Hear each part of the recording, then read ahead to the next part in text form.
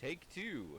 Hello, anybody, somebody, nobody, whoever may never see this. This is Siegfried Alexander Faust, the Whiff. Come back at you with some more Warhammer 40k.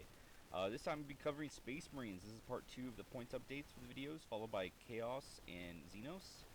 So we're going to be starting off with the Black Templars. With that said, you'll notice an empty space here. This is for Deathwatch. It's awaiting Codex. And then for some armies like Dank Angels, Blood Angels, and Space Wolves, guess what? And then Space Marines. Let me just talk about all this. These three armies, I go based on what is one of their core like codex options, not the Space Marine alternative, because there's an argument to be made that like Dark Angels, for instance, is extremely good if you play it not as their own detachment right now. You play it as one of the other ones, and so I get that, but I don't want to do it because again, you're losing authenticity. It feels weird. I don't like it. It is right now, I'd say maybe objectively the smarter play. I'm not quite sure, but I'm pretty sure. So that's something to consider. But yeah, these three army lists, again, I've said this before as I've been starting 10th and making these videos for 10th, that they are based on their own like uniqueness, not their optimized version, which would not be their own shit, ironically. And then Space Marine is very vast. However, since they lack a lot of individuality in 10th compared to 9th, I will just lump it all into the best one, which is right now, in my opinion, regular Space Marines, Ultramarines. And you'll see a little blue, just because I can't be bothered to find some scanned models, or they may not exist for each individual version of each individual chapter, etc. So I just use blue. So sue me. Moving on. Black Templars. Easy change. Got rid of one Sword Brethren squad and got a Gladiator Lancer. These are just such a carry right now. They do so much regarding their Lancer Laser Destroyer, and the fact that you don't have to necessarily do the Oath to just get their rerolls, or you can do its own built-in rerolls on hit, or its own reroll for hit and for wound and for damage. And then you don't have to spend it on that. You can spend it anywhere, but you know, might as well spend on that. So it's just, they're so good right now. They're such a carry for the point efficiency. So you're gonna see them a lot. This is still just a brick to go through for just going through all these freaking wounds. Before the Orc Green Tide has made a rebounce, this was like the big thing. I'd say even more so than can you kill Morty in 9th. Can you wipe a block? Or another one in 9th, besides can you kill Morty, was can you kill a block of Chaos Terminators with Black Rune of Damnation? Ew. That was with all their buffs. Ew. This one, yeah. Can you kill these dudes, 20 Space Marines with a 5-up Feel No Pain and probably in cover in one round? Can you do it? It is you. Big wound count. It's like you gotta dump like 50 to 60 wounds in them to bring them down, and they're individual two wound models, so no big wound cheats.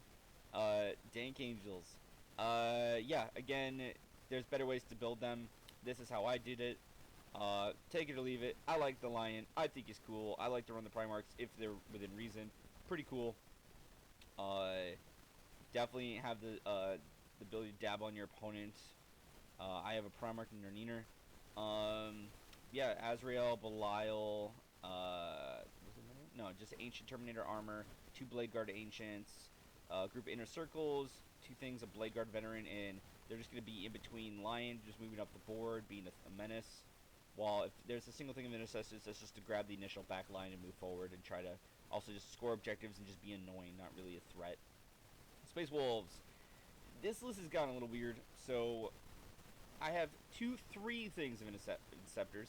The reason being is that if the Venerable Dreadnoughts live for more than a round, which they're a little bit deceptively tankier than they look because they're Venerables with a 4-up invul as well,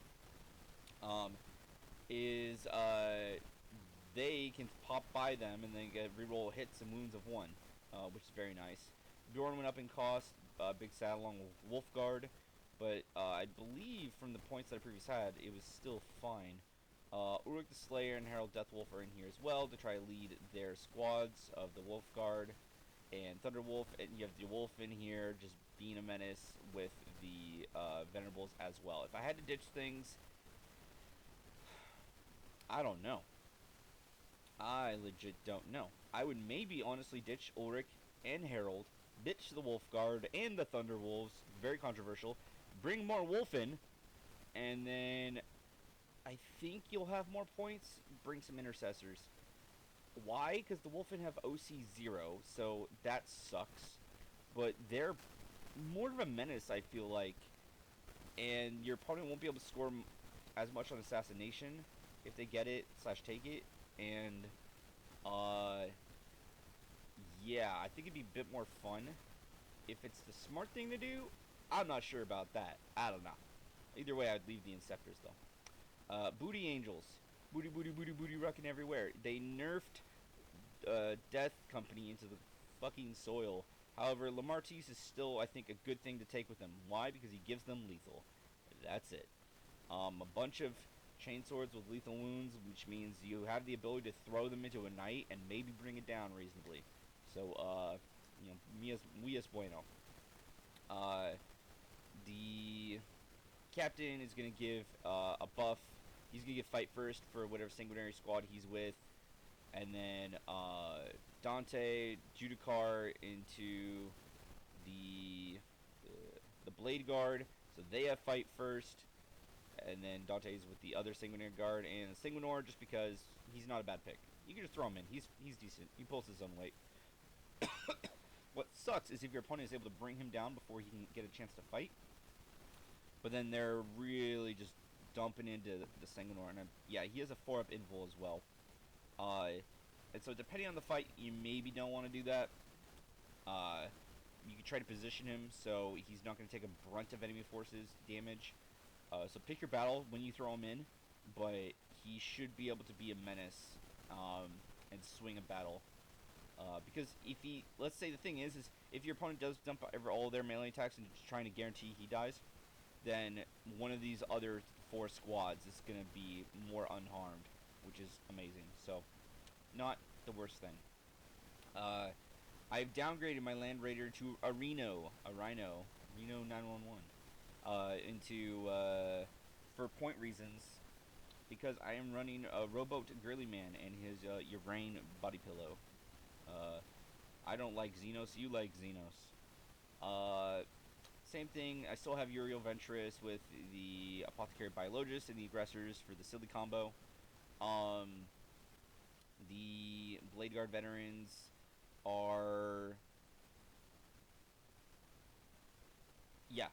are in the Rhino along with Marnius Calgar. I had to double take that. And the Lieutenant, so that's going to be 10 bodies. And I still have the Lieutenant with Combi Weapon, which pretty funny is he just has Lone Operative.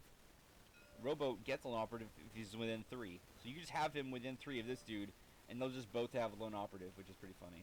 3 Inceptors and same old. I think this is a good explanation. Obviously, as I said, some stuff is the same color, etc. Double check to see if I made a mistake, but I'm doing this as just for fun, for the hobby. Let me know any constructive criticism. It's always welcome. Compliments and complaints. And yeah, stick around for the Chaos and Xeno soon to come. Thank you and have a wonderful day. Oh, and the Google Drive below will have the updated army list for people, and I'll have a link to the mods on Steam so people can just plug and play. Take care and game on, gamers.